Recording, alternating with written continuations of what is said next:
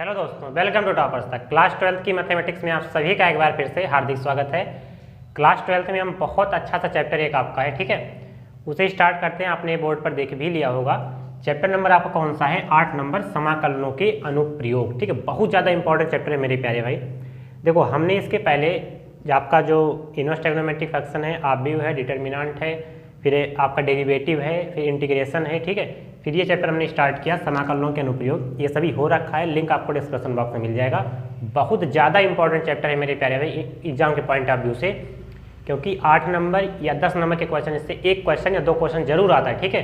तो इसलिए मैं आपको बताने वाला हूँ ये लेक्चर जो आपका है, ठीक है, बहुत ज़्यादा इंपॉर्टेंट होने वाला है। क्योंकि देखो, कई सारे टीचर्स अपनी तरह बताते हैं कि जो क्लास 12th में उतना ही बता करके क्वेश्चन चालू कर देते हैं, लेकिन मेरे प्यारे भाई ये चैप्टर टोटली डिपेंड है आपका फिगर्स पर। अगर आपने क्लास 11th में कोनिक सेक्शन चैप्टर आपने पढ़ा रहा होगा, कोनिक सेक्शन आपका है शंकु परिच्छेद, जिसमें आपका सर्किल था, पैराबोला था, इलिप्स था, हाइपरबोला था। हिंदी में वृत्त कहते हैं, पैराबोला को परवलय कहते हैं, इलिप्स को दीर्घ वृत्त कहते हैं, और आपके हाइपरबोला को अति परवलय कहते हैं। अगर आपने ये चैप्टर्स अच्छे से पढ़ा था या इसके फिगर्स के थोड़े बहुत भी नॉलेज है ना, तो आप कर सकते हैं। लेकिन मैं अब विश्वास किया नहीं जा सकता कि सभी बच्चों को आता है, ठीक है। तो मैं सारे फिगर्स आपको बना करके कौन सा फिगर कौन सा समीकरण प्रूव करता है, ठीक है, वो सभी मैं आपको बता देता हूँ। इसके बाद मैं चैप्टर को स्टार्ट करूँगा। तो पहले देखिए, क्लास 11th में आपने क्या पढ़ा था। देखो, सब बहुत एकदम एक्सप्लेन करके बताऊँगा, ठीक है। क्लास आज क्वेश्चन तो कम ही हो पाएंगे आपके पर्सनल या 10.1 के, कुछ क्वेश्चन होंगे, कोई दिक्कत नहीं है, लेकिन हर एक कंसेप्ट आपका क्लियर हो जाएगा, ये गारंटी है, ठीक है। देखो, क्लास 11th में आपने पढ़ा था, क्लास 11th में आपने 4 चैप्टर आपने पढ़ा था। एक सर्किल, सर्किल को हिंदी में कहते हैं वृत्त, ठीक है, ये आपने पढ़ा था। फिर आपने कौन सा चैप्टर पढ़ा? पैराबोला, पैराबोला आपने पढ़ा था, हिंदी में इसे कहते हैं परवलय। देखो, सभी के मैं फिगर्स बना दूंगा, ठीक है, बस उसी के फिगर्स के आपको इक्वेशंस को याद कर लेना है। परवलय हो गया, और इसके बाद आपका हो जाएगा एक इलिप्स, इलिप्स को हिंदी में कहते हैं दीर्घ वृत्त, ठीक है, दीर्घ, हिंदी में इस तरह नहीं लिखेंगे दीर्घ, ये मात्रा रहेगा, मात्रा देख लेना, ठीक है, दीर्घ वृत्त हो जाएगा। और चौथा चैप्टर आपका है हाइपरबोला। हाइपरबोला मतलब होता है अति परवलय, ठीक है मेरे प्यारे भाई, अति परवलय। ये चैप्टर है आपका चारों, और इसी चारों चैप्टर्स पर आपका बेस्ड है, इसी चारों चैप्टर पर आपका बेस्ड है ये चैप्टर समाकलनों के अनुप्रयोग। बहुत अच्छा सा चैप्टर है। एक एक में चैप्टर्स के जितने आपके इम्पॉर्टेंट आपके ग्राफ, मतलब जो इम्पोर्टेंट इसका फिगर है और उसका इक्वेशन है, दोनों में डिनोट कर दूंगा, ठीक है। आपको क्या करना है, बस अगर आप नए हैं तो चैनल को सब्सक्राइब कर लेना है। देखो, मैं ज़्यादा कहता भी नहीं हूँ, ठीक है, मैं स्टार्टिंग में एक बार या लास्ट में एक बार ये सब्सक्राइब वगैरह कहकर करता हूँ, ठीक है। वैसे मैं अगले लेक्चर्स को अगर आप देखेंगे तो मैं स्टार्टिंग में भी नहीं कहता, क्योंकि लास्ट में एक बार बोल देता हूँ, काम खत्म हो जाता है, ठीक है। तो ये चैप्टर बहुत ज़्यादा इंपॉर्टेंट है, इसलिए सब्सक्राइब कर लेना, क्योंकि आने वाली लेक्चर्स आपको बहुत ज़्यादा हेल्पफुल करेंगे, ठीक है। कंप्लीट एक्सरसाइज रहेगी, 6-7-8 दिनों में खत्म हो जाएगा, ठीक है। तो सब्सक्राइब करके रखना दोस्तों, जस्ट शेयर भी कर देना। तो बिना किसी देरी के चलिए शुरुआत करते हैं एक एक चैप्टर्स के जितने इम्पॉर्टेंट आपके फिगर्स हैं और उसके इक्वेशंस हैं। आइए दोस्तों, देखिए, सबसे पहला हमने टॉपिक लिया वृत्त, ठीक है। एक एक टॉपिक समझते हैं। देखो, सबसे पहले देखो वृत्त आपको समझना है। तो देखिए, ये क्या हो गया आपका? सर्किल हो गया, ठीक है, वृत्त हो गया। अब देखिए, इसका ये केंद्र हो गया, ठीक है, केंद्र को हम O से डिनोट कर लेते हैं, और ये आपका एक मतलब ये क्या हो गई? रेडियस हो गई। केंद्र से आपके सर्किल तक क्या हो गई? रेडियस हो गई। तो ये पॉइंट हम मान लेते हैं, केंद्र क्या होता है? H, K, और ये पॉइंट हम मान लेते हैं X, Y। तो अगर आपसे सर्किल का इक्वेशन पूछा जाता था, क्लास 11th में आपने पढ़ा था, तो क्या होता था? सर्किल का समीकरण क्या होता है? वृत्त का समीकरण क्या होता है? x माइनस एच का whole square plus y minus K का होल स्क्वायर बराबर आर स्क्वायर। आर क्या होता है? यहाँ पर त्रिज्या होती है, वृत्त की त्रिज्या। तो आपने ये पढ़ा था वृत्त का समीकरण, ठीक है, ये तो बहुत इंपॉर्टेंट है, आपने पढ़ा रहा होगा। लेकिन देखिए मेरे प्यारे, इसका बहुत कम यूज है समाकलनों के अनुप्रयोग में। कौन यूज क्या? देखो, इसके कई सारी प्रॉपर्टी होती हैं। वृत्त के समीकरण जो आपका x माइनस एच का whole square plus y minus K का होल स्क्वायर बराबर आर स्क्वायर है, इसके कई सारे केस होते हैं, 8-7-8 केस होते हैं, लेकिन एक केस आपको याद रखना है। इसका केस फर्स्ट जो है उसको याद रखना है कि जब वृत्त का केंद्र मूल बिंदु हो। अच्छा, वृत्त का केंद्र क्या है? वृत्त का केंद्र है h, k। तो ये जो आपका h, k है, ये क्या हो? मूल बिंदु। मूल बिंदु का मतलब क्या होता है? 0, 0 हो। अगर वृत्त का केंद्र मूल बिंदु है तो आपको इस इक्वेशन में रखना, समीकरण नंबर फर्स्ट में। देखो, जब आप h को 0 रखेंगे तो x माइनस 0 का होल स्क्वायर क्या हो जाएगा? x का स्क्वायर प्लस हो जाएगा। देखो y माइनस k कितना है? k भी 0 है, तो y माइनस 0 का होल स्क्वायर मतलब y का स्क्वायर। तो x square plus y square बराबर क्या हो जाएगा? r स्क्वायर हो जाएगा। ये समीकरण आपको क्या रखना है? याद रखना है। अगर आपकी समाकलनों के अनुप्रयोग में अगर मान लो ये समीकरण मिल गया x square plus Y square बराबर r स्क्वायर, तो इसका मतलब इसका जो इक्वेशन होगा, माफ करना, इक्वेशन का नहीं मतलब फिगर जो होगा, ठीक है, वो कैसे बनेगा? ये इस प्रकार से इसका फिगर बनेगा। ये पूरा सर्किल होगा। और वृत्त का केंद्र क्या है? देखो, केंद्र यही है, और केंद्र क्या है? मूल बिंदु है। ये क्या है? 0, 0 है, ठीक है। तो अगर आपको x square plus Y square बराबर r स्क्वायर, ठीक है, इस प्रकार से कोई भी समीकरण मिलता है समाकलनों के अनुप्रयोग में, ठीक है, तो फिगर कैसे होगा? इस प्रकार से होगा। वृत्त का केंद्र क्या हो गया? मूल बिंदु हो गया। मूल बिंदु यही तो होता है, मतलब 0, 0 हो गया, ठीक है मेरे प्यारे भाई। अब देखिए, इसके जो आपके पॉइंट हैं वो मैं सवाल क्वेश्चन में बताऊंगा, ठीक है, लेकिन आपको याद रखना है ये अगर इक्वेशन ये है x square plus Y square बराबर r स्क्वायर, ये नहीं आएगा आपके समाकलनों के अनुप्रयोग में, लेकिन ये बहुत ज़्यादा आएगा x square plus Y square बराबर r स्क्वायर अगर है, तो आपका जो फिगर बनेगा इस प्रकार से बनेगा, ठीक बात है। तो अब देखिए, ये आपका हो गया सर्किल। सर्किल का केवल और केवल एक फार्मूला आपको याद रखना है, ये वाला फार्मूला, और ये आपका डायग्राम, ठीक है मेरे प्यारे भाई। हमें लगता है कि ये चीज़ आपको क्लियर हुई होगी। इसके बाद हम कौन सा टॉपिक देखेंगे? पैराबोला। पैराबोला में आपके 4 फार्मूले और 4 डायग्राम हैं, उन सभी को देखते हैं, ठीक है, इसको आप पहले नोट कर लिए। सेकेंड टॉपिक देखते हैं, आपका क्या है? परवलय, ठीक है। परवलय का देखो, इसमें 4 केसेस होते हैं, ठीक है मेरे प्यारे भाई। देखिए, जब भी आपको कभी ये समीकरण मिल जाए Y square is equals to 4ax, ठीक है, वाई स्क्वायर बराबर 4ax मिल जाए, तो इसका डायग्राम आपको याद रखना कैसे बनेगा? इस प्रकार से बनेगा। देखो, याद करने का कंसेप्ट क्या है? देखो, स्क्वायर किस पे है? y पे। वाई पे स्क्वायर है ना, तो आपको y पर बनाना है। y पर ये आपका सर्किल, मतलब जो आपका ये डायग्राम बना है पैराबोला, इसे किस पे बनाना है? y पर बनाना है, ठीक है मेरे प्यारे भाई। और x है तो x की तरफ खुलेगा। इस प्रकार से याद कर सकते हैं। अपना याद करने का तरीका होता है, अपना याद करने का स्किल डेवलप करिए। ट्रिक से हम कैसे याद कर पाएँ? जैसे y स्क्वायर है तो y पर तुरंत बना लो, x की तरफ खोल दो। प्लस का है तो इधर धनात्मक ही होता है। ये आपका x एक्सिस है, ये आपका y एक्सिस है, ये आपका x नेगेटिव, ये y नेगेटिव, इतना तो पता है आपको, ठीक है। ये x एक्सिस, ये y एक्सिस, ठीक है। y स्क्वायर है मतलब y पर बनेगा, तो y पर बना दिया।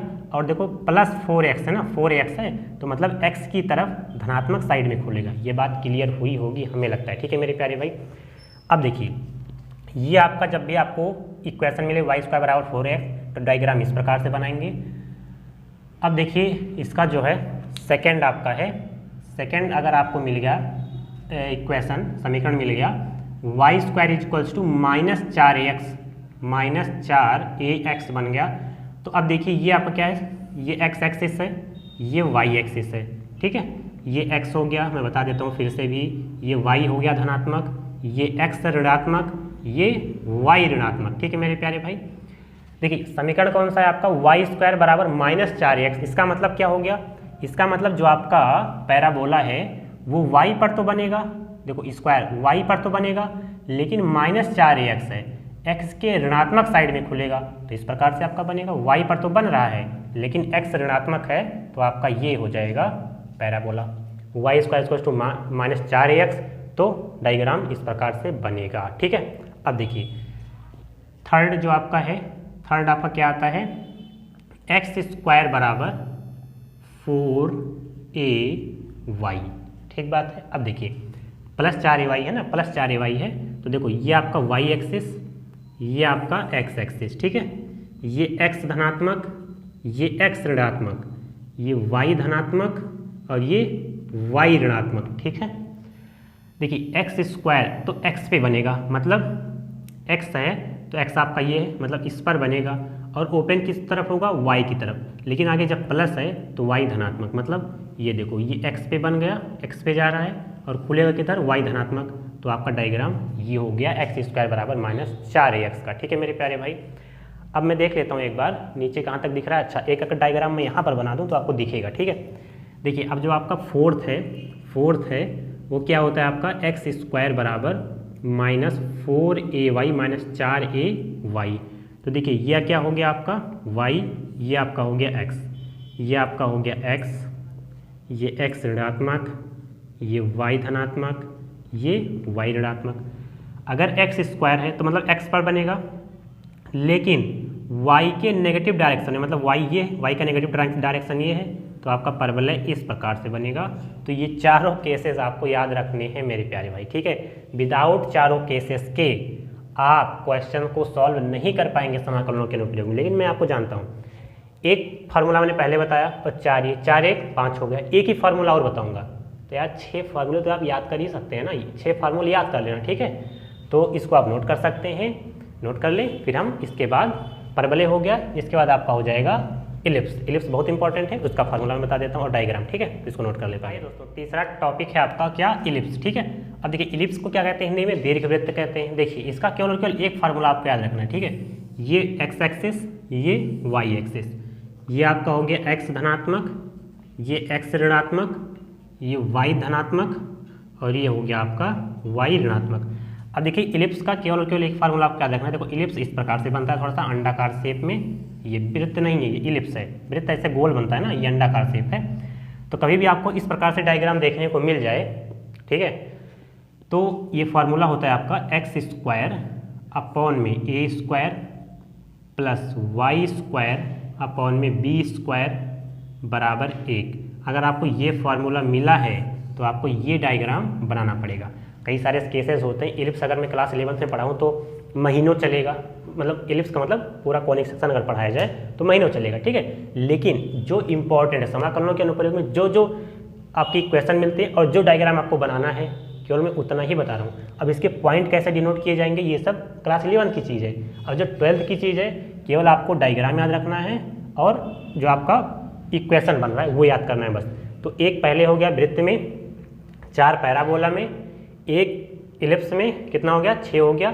हाइपरबोला नहीं आएगा, हाइपरबोला की कोई दिक्कत नहीं है। ठीक है, बस आपको इतना याद कर लेना है, और हमें लगता है कि अगर आप इतना याद कर लेंगे तो बहुत बढ़िया है। ठीक है मेरे प्यारे भाई, तो लाइक कर देना अगर वीडियो का अगर समझ में आए। ठीक है, अगर आप यहाँ तक आए हैं तो लाइक करके जाना। कमेंट सेक्शन में आप जरूर बताना कि आप किस क्लास में, और क्लास 12th तो होगा ही आपका, किस स्टेट बोर्ड से है। ठीक है, ठीक है, तो इसको आप नोट कर ले पहले। आइए दोस्तों चैप्टर स्टार्ट करते हैं, समाकलनों के अनुप्रयोग। अब तो ये तो क्लास 11th की चीज़ होगी, रिवाइज करा दिया मैंने। ठीक है, अब देखिए स्टार्टिंग कहाँ से होगा, देखो यहाँ पर जैसे अब देखो वो जो मैंने आपको डायग्राम बनाया ना, वो डायग्राम किसी न किसी अक्ष पे बनेगा, किसी न किसी अक्ष पे बनेगा।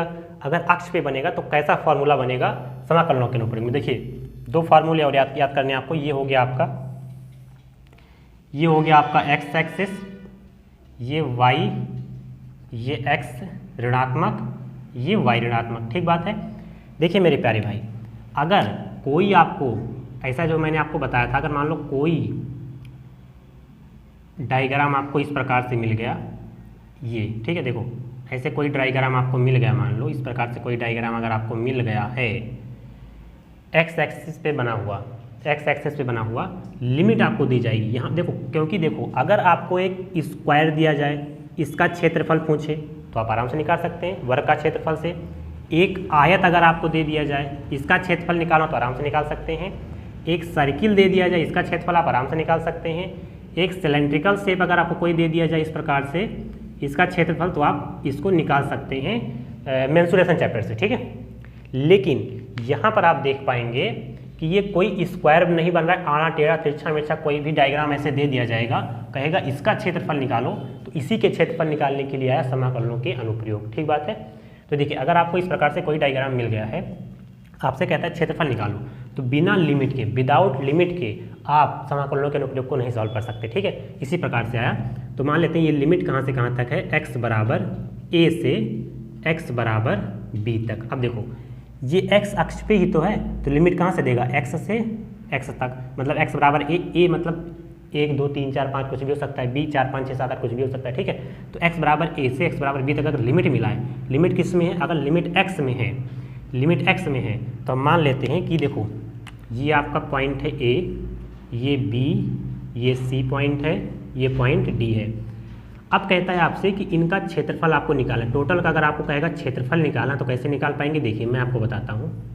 टोटल का क्षेत्रफल निकालने के लिए एक पतली पट्टी ले लें, एक पतली पट्टी ले लेते हैं, ठीक है, एक पतली पट्टी ले लेते हैं। ये किस पर बन रहा है, ये बन रहा है x पर। किस पर बन रहा है, x पर। तो ये हो गया dx, क्योंकि हम dx के सापेक्ष ही हम क्या करेंगे, समाकलन करेंगे, ठीक है। अब देखो ये किसके पैरेलल, किस एक्सिस के पैरेलल बन रहा है, y एक्सिस के, तो ये हो गया y, ठीक है। अब बात को आप मेरी समझना कि अगर एरिया आपको निकालना है तो एरिया ए मतलब हो जाएगा एरिया ऑफ, देखो ए हमने लिखा तो इसका मतलब क्या हो गया, area of A B C D, area of A B C D. अगर आपको एरिया निकालना है ए बी सी डी का तो ए बराबर होता है, देखो समाकलन लगाएंगे, लिमिट कहाँ से कहाँ तक, x बराबर a से x बराबर b तक, मतलब x बराबर a से x बराबर b तक ये लिमिट है। तो आपका फॉर्मूला क्या बनेगा, देखो ये पतली पट्टी किसके पैरेलल है, y एक्सिस के, तो y और किसके सापेक्ष आप समाकलन करेंगे, dx, तो y dx हो गया, फार्मूला आपका खत्म। अगर इस प्रकार से कोई डायग्राम बनता है x एक्सिस पे तो फार्मूला लगेगा क्या, x बराबर, अगर लिमिट किस में है, x में है, लिमिट देखो क्या है, x में है, लिमिट आपको दिया जाएगा कि यहाँ से यहाँ तक, x बराबर यहाँ से यहाँ तक। तो अगर लिमिट x में है तो फार्मूला लिमिट x बराबर a से x बराबर b तक, ये आपको याद रखना है y dx, ठीक बात है। तो ये हमें लगता है आपको कन्फर्म हुआ होगा। अब देखिए मेरे प्यारे भाई, अगर मान लो, अगर मान लेते हैं कि ये आपका y एक्सिस है, ये आपका x एक्सिस है, ठीक बात है, ये x है, दो ही फार्मूला हुआ आपको और याद करना है, ठीक है। ये x है, ये y है, ये x डैश है, ये y डैश है, ठीक है। अब देखिए एक तो ये हो गया, अगर मान लो डायग्राम आपका इस प्रकार से मिल गया, लेकिन मेरे प्यारे भाई डायग्राम में क्या पता इस प्रकार से भी आपको मिल जाए, y अक्ष पर मान लो अगर आपको डायग्राम मिल गया, अभी तो x अक्ष पर था, अब y अक्ष पर अगर आपको मिल गया, अब आपसे कहा जाए कि इस टोटल का आपको क्या निकालना है, क्षेत्रफल निकालना है। टोटल का क्या निकालना है आपको, क्षेत्रफल निकालना है। टोटल का क्षेत्रफल कैसे निकलेगा, समाकलनों के अनुप्रयोग से। समाकलन इसीलिए तो आया, आड़ा टेढ़ा तिरछा मिर्चा कैसा भी डायग्राम हो आराम से निकालो, ठीक है। अब देखिए होगा ये कि ये हम मान लेते हैं कि y बराबर लिमिट कहाँ, अब देखो यहाँ पर लिमिट x में था, अब देखो y अक्ष पे जब बन गया तो लिमिट y में हो जाएगा। तो y बराबर मान लेते हैं a से y बराबर b तक, मतलब ये जो पॉइंट है आपका y बराबर a से y बराबर b तक मान लेते हैं, लिमिट हो गया।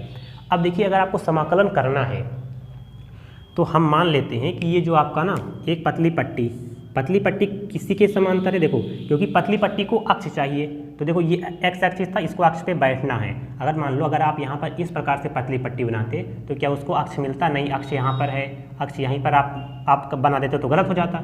इसको अक्ष चाहिए बैठने के लिए, तो ये किस पे, x पे बैठ गया। अब देखो इसको भी अक्ष चाहिए बैठने के लिए, पतली पट्टी इस प्रकार से खींचेंगे, नहीं, अक्ष मिल ही नहीं पाएगा ना भाई, अक्ष यहाँ पर है, ठीक है। तो अब देखो यहाँ पर अगर आप क्या करेंगे, इसके अगर इसके सापेक्ष, ये देखो किस पर है, ये y पर है, तो ये dy हो जाएगा। और ये पतली पट्टी किसके पैरेलल है, x के, तो ये हो गया x, ठीक बात है, ये क्या हो गया, x हो गया। तो देखो अगर एरिया मान लेते हैं, ये भी आपका a बिंदु, b बिंदु, c बिंदु, d बिंदु, तो a बराबर, a मतलब area of A B C D. अगर आपको एरिया निकालना है ए बी सी डी का तो a बराबर क्या हो जाएगा, लिमिट कहाँ से कहाँ तक होगा, देखो y बराबर a से, y बराबर लिमिट a से y बराबर b तक होगा लिमिट, ठीक बात है, y बराबर a से y बराबर b तक लिमिट होगा।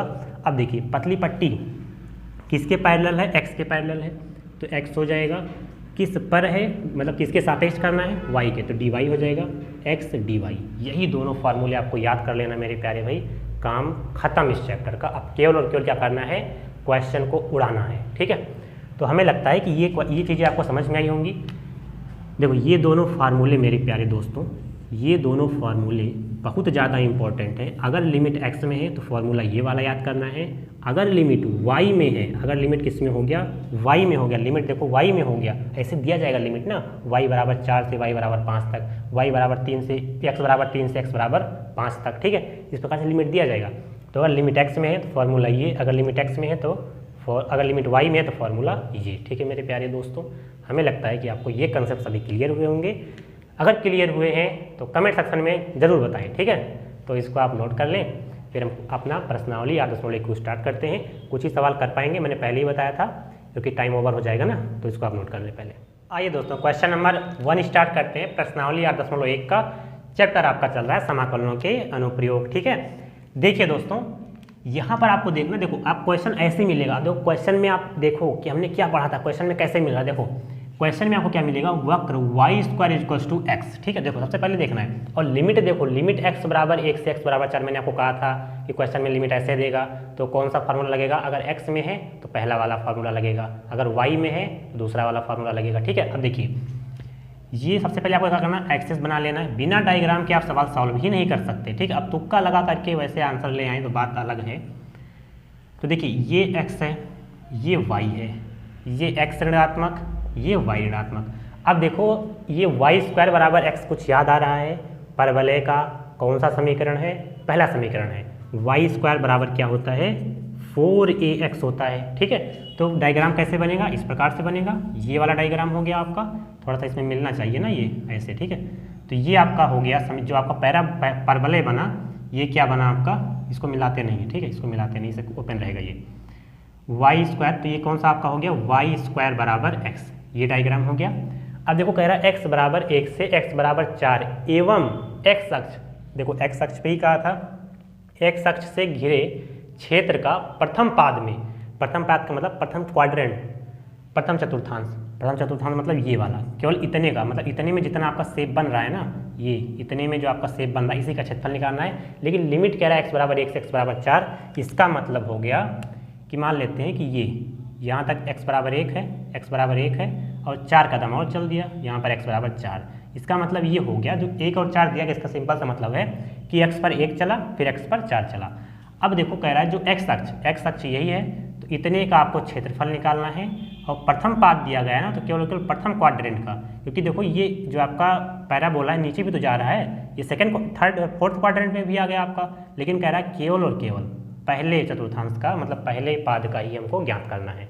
अब देखो सिंपल सा मतलब क्या होता है, अगर इस प्रकार से कोई डायग्राम, अच्छा इसका जब निकालना नहीं तो इसको हम इरेज कर दें। अब बताओ, कुछ आपको दिख रहा है, मैंने जो डायग्राम बनाया था, कुछ पहला डायग्राम जो था, मैंने लिमिट x वाला बताया था, अगर x बराबर a से x बराबर b तक है, तो इसी प्रकार से कुछ डायग्राम बना था, तो इसका आपको क्षेत्रफल निकालना है। तो फॉर्मूला क्या होता था, मैंने आपको बताया था, अगर मान लो ये है a, ये है b, ये है c और ये है d, तो a बराबर मैंने क्या बताया था कि एरिया ऑफ, फिर से मैं लिख देता हूँ ताकि आपको याद हो जाए, मैं हर बार फार्मूला लिखूंगा। ठीक है, तो a बराबर मैंने क्या बताया था कि लिमिट x बराबर a से x बराबर b तक, देखो अब पतली पट्टी किसके सापेक्ष लेंगे, y अक्ष के पैरेलल, तभी तो उसको अक्ष मिल पाएगा। तो ये क्या हो गया, y हो गया, किस पर है, x पर है, तो समाकलन किसके सापेक्ष होगा, dx के, तो ये क्या हो जाएगा, y dx, यही तो होगा। अब फार्मूला लगा करके क्वेश्चन को आपको सॉल्व कर लेना है। देखिए ये तो हो गया फार्मूला। अब क्वेश्चन कैसे सॉल्व कर पाएंगे, देखिए एरिया निकालना है आपको, एरिया कितना निकालना है, ABCD का, मैंने पहले लिख दिया, a बराबर क्या है, एरिया ऑफ ABCD। तो a बराबर समाकलन लगाएंगे, लिमिट कहाँ से कहाँ तक है, देखो x बराबर a से b तक, मतलब x बराबर 1 से, लिमिट है 1 से 4 तक, हो गया। अब देखो y dx कह रहा है, तो y कहाँ से निकलेगा, जो समीकरण हमको मिला था वहाँ से। समीकरण क्या था आपका, ये y बराबर x, मतलब जो समीकरण आपको मिला था, मतलब माफ करना, y² बराबर x था, तो यहाँ से y कैसे मिल पाएगा, जब इसको आप उधर भेजेंगे तो y उधर जाए क्या हो जाएगा, √x हो जाएगा। इसी प्रकार से तो हो जाएगा, y की वैल्यू कैसे निकाल पाएंगे, वो उधर जाएगा तो 1/, में हो जाएगा, मतलब x बराबर 1/2 हो जाएगा, 1/2 का मतलब √x हो गया। तो y की वैल्यू मिल गई √x, तो यहाँ पर रखेंगे y की वैल्यू हो गई √x इंटू में dx। ठीक है, अब आराम से आप इसका समाकलन कर सकते हैं। कैसे कर पाएंगे, देखिए अब अगर आपको समाकलन करना है तो इसको आप थोड़ा सा ऐसे लिख लें, 1 से 4 तक हो गया। ये x को आप ऐसे लिख सकते हैं ना, x की पावर 1/2, रूट ऊपर जाएगा तो क्या हो जाएगा 1/2, हाफ में, ये हो गया dx। अब आपको फार्मूला पता है, लिमिट x की पावर n का क्या होता है, x की पावर n dx का फार्मूला क्या होता है, x की पावर n+1 अपॉन में n+1, यही तो फार्मूला होता है। तो अब जब आप क्या करेंगे, समाकलन करेंगे तो क्या हो जाएगा, समाकलन हट जाएगा, फार्मूला लगाएंगे x की पावर n, मतलब x है पावर क्या एन, एन मतलब 1/2 प्लस का 1, नीचे क्या हो जाएगा एन मतलब 1/2 प्लस का 1। लिमिट कहाँ से कहाँ तक है, लिमिट है आपका ब्रैकेट में लिमिट 1 से 4 तक लिख लेना, जैसे आप इंटीग्रेशन समाकलन में करते हैं। अब a बराबर क्या हो जाएगा, देखो 2 1 कम 2 1 3, तो ये हो गया x की पावर 3/2 अपॉन 2 1 कम 2 1 3, 3/2। लिमिट कहाँ से कहाँ तक, 1 से 4 तक लिमिट आपको लिखते चलना है, ठीक है। अब देखिए ये नीचे 3/2 ना, ऊपर जाए कितना हो जाएगा, 2/3 हो जाएगा, 2/3। ये x की पावर कितना हो गया 3/2 और लिमिट कहाँ से कहाँ तक, 1 से 4 तक, ठीक है। देखो मेरे प्यारे भी 1/2 क्या है, कांस्टेंट है, तो इसको बाहर ले लेते हैं। माफ करना 2/3 क्या है, कांस्टेंट है, बाहर ले लेते हैं, तो 2/3 हो गया।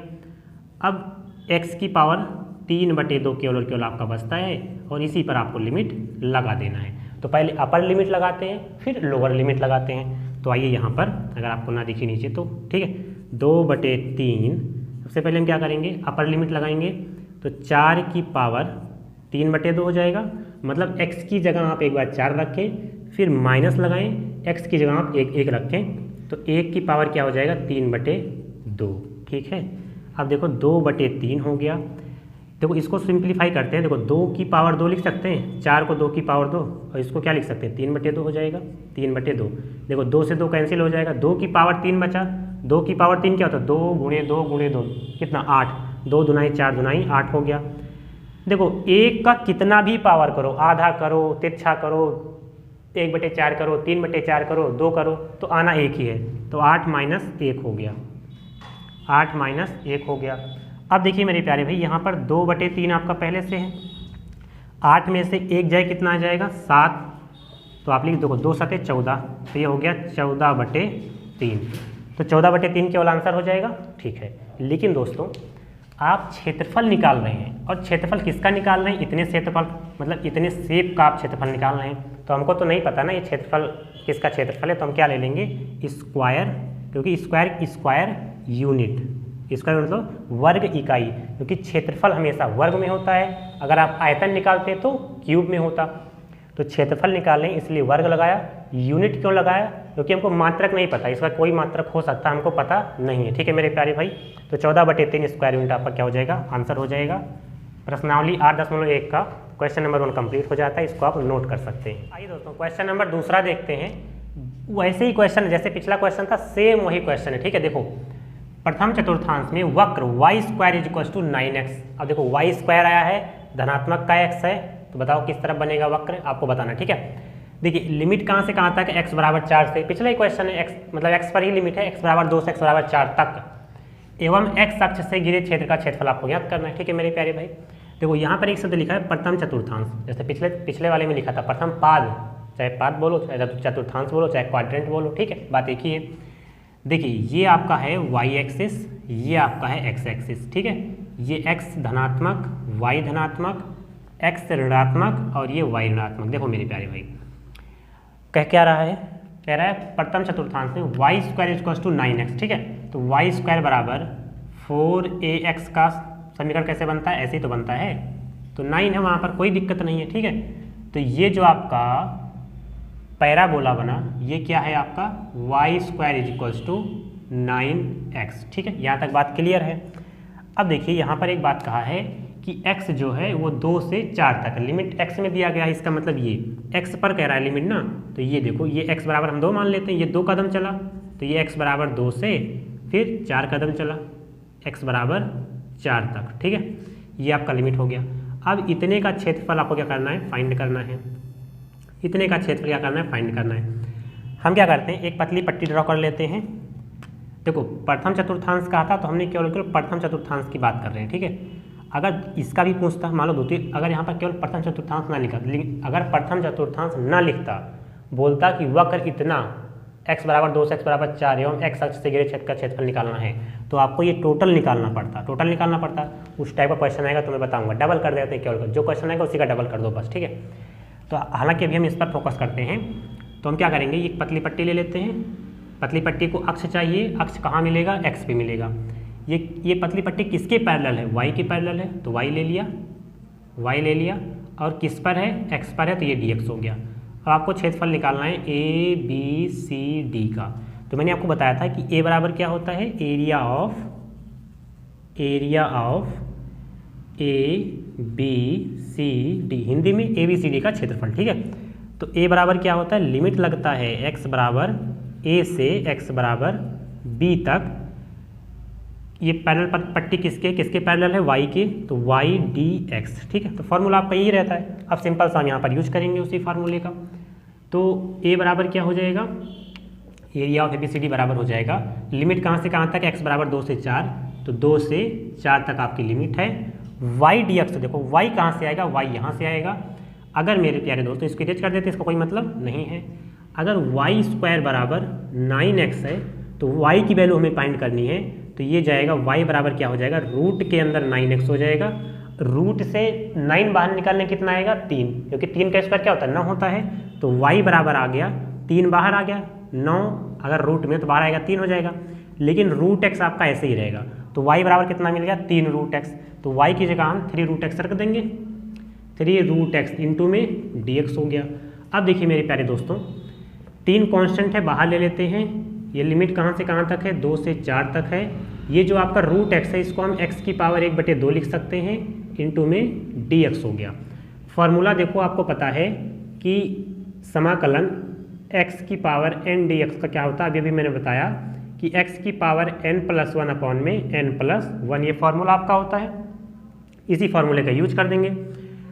तो a बराबर क्या हो गया आपका, देखिए यहाँ पर 3 आपका बहरे ही था। ठीक है, अब देखो ये हम जब समाकलन करेंगे तो ब्रैकेट लग जाएगा। ठीक है, तो यहाँ पर हो गया x की पावर n कितना है, 1/2 प्लस का 1 बटे में 1/2 प्लस का 1, ये हो गया आपका। ये हो गया लिमिट कहाँ से कहाँ तक, 2 से 4 तक, तो लिमिट 2 से 4 हो गया। अब केवल कैलकुलेशन है आपका। ठीक है, 3 तो बाहर पहले ही से था, इसका हम कैसे जब कैलकुलेट करेंगे तो x की पावर देखो 2 1 कम 2 1 3, तो x की पावर 3/2 हो गया। नीचे भी 2 1 कम 2 1 3, ये भी 3/2 हो जाएगा।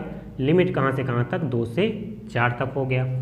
आगे बढ़ते हैं, एक एक स्टेप करते जाएंगे, आपको हर एक स्टेप बताएंगे। देखो ये 3/2 है, ऊपर जाए क्या हो जाएगा, 2/3, तो ऊपर गया 2/3 हो गया। ठीक है, हमने बाहर ले लिया, कांस्टेंट था। यहाँ पर आप आएंगे तो x की पावर 3/2, लिमिट कहाँ से कहाँ तक रहेगा, 2 से 4 तक। अब बात क्लियर है, अब हम क्या रखना है, लिमिट रखना है। लेकिन उससे पहले देखो 3 से 3 कैंसिल हो रहा है, हमने काट दिया, बचा क्या आपका, 2 बचा। लिमिट हम रखते हैं पहले अपर लिमिट फिर लोअर लिमिट, तो x की जगह क्या रखेंगे, पहले 4 रखेंगे, मतलब 4 की पावर 3/2 माइनस हो जाएगा। अब देखो लोअर लिमिट रखेंगे तो 2 की पावर x की जगह 2 हो गया, 2 की पावर 3/2 हो गया। ठीक है मेरे प्यारे दोस्तों, आप कहेंगे जी बिल्कुल कोई तकलीफ नहीं है हमें। यहाँ पर देखो 2 आपका पहले से ही बाहर था, अब आपको दिमाग लगाना है। दिमाग क्या लगाना है, देखो 4 को क्या लिख सकते हैं, 2 की पावर 2। केवल और केवल इस एक्सरसाइज में ना कैलकुलेशन है, अगर आप समझ जाते हैं तो बहुत अच्छी बात है। 4 को हमने लिख दिया 2 की पावर 2 की पावर 3/2। ठीक है, अच्छा एक चीज़ बताओ, अगर आपको समझ में आया होगा तो 2 की पावर 3/2 को हम क्या लिख सकते हैं, बताओ। 2 की पावर 3/2 को क्या लिख सकते हो, देखो 2 की पावर 3/2 को आप 2√2 लिख सकते हो। कैसे, देखो मैं आपको बताता हूँ। देखो ये 2 की पावर 1 है ये, और इसे जो आपका 2 है इसे आप 1/2 लिख सकते हैं। अब आपको पढ़ा होगा आपने सर्ट्स एंड इंडेसेस में कि जब भी आपके बेस समान होंगे तो घातें जुड़ जाएंगी। देखो आधार समान है, 2 है, तो घातें क्या हो जाएंगे, जुड़ जाएंगे, मतलब 1 + 1/2 हो जाएगा। 2 1 कम 2 1 3/2, तो ये हो गया आपका 2 की पावर 3/2। तो 2 की पावर 3/2 को याद कर लेना, क्या लिख सकते हैं, 2√2 लिख सकते हैं। ठीक है, तो यहाँ पर हम लिख देंगे 2√2। बात हो गई क्लियर। देखो यहाँ पर 2 से 2 भी कैंसिल हो गया। अब जब 2 से 2 कैंसिल हो गया तो अब यहाँ पर देखेंगे थोड़ा सा। ठीक है, अब 2 से 2 कैंसिल हो गया तो यहाँ पर देखो बाहर आपका पहले से 2 बचा। ठीक है, और क्या बचता है, देखो 2 बचा पहले से। अब देखो यहाँ पर 2 की पावर 3 है, 2 की पावर 3 होता है 8, माइनस यहाँ पर देखो 2√2 हो गया। अब ये जो आपका 2 बाहर है इसको अंदर भेज दो, तो 8 दूनाई कितना हो जाएगा, 16, और ये देखो 2 दूनाई 4, तो 4√2। अब ये आपका फाइनल आंसर हो गया, लेकिन आपको लिखना है स्क्वायर यूनिट में। मैंने आपको बताया कि जब भी क्षेत्रफल निकालते हैं तो स्क्वायर में लिखते हैं, अब यूनिट क्यों लिखा, क्योंकि हमको मात्रक नहीं पता ना किसका मात्रक है, तो स्क्वायर यूनिट हो गया, ये आपका फाइनल आंसर हो गया। तो हमें लगता है कि आपको ये क्वेश्चन समझ में आया होगा। अगर ये सभी क्वेश्चन समझ में आए हैं तो दोस्तों के साथ अपने जरूर शेयर करना है, क्योंकि देखो मैंने आपको स्टार्टिंग में ही बताया था, क्या बताया था कि क्वेश्चन कम हो पाएंगे आज, ठीक है, क्योंकि थ्योरी ज़्यादा था, आपका थ्योरी बताना था, ठीक है, और मैंने क्लास 11 से शुरू किया, 12th पे ख़त्म किया, तो टाइम लगेगा, ठीक है। तो आज के लिए इतना ही रखते हैं। एक काम कर देना हमारे लिए, सब्सक्राइब कर देना मेरे प्यारे भाई, ठीक है, क्या कर देना, सब्सक्राइब वगैरह कर देना, जिससे मोटिवेशन मिलेगा, तो मैं आपको और अच्छा लेक्चर प्रोवाइड करा पाऊँगा। अगर पसंद आए तो लाइक कर देना, दोस्तों के साथ शेयर भी कर देना, और कमेंट बॉक्स में आप जरूर बताना कि आप किस स्टेट बोर्ड से हैं, ठीक है। आज के लिए इतना ही रखते हैं। आप सभी का बहुत बहुत धन्यवाद आप आए। Thank you so much for watching. Please subscribe the channel and press the bell icon for daily notification. I will meet you next session. Thank you मेरे प्यारे भाई।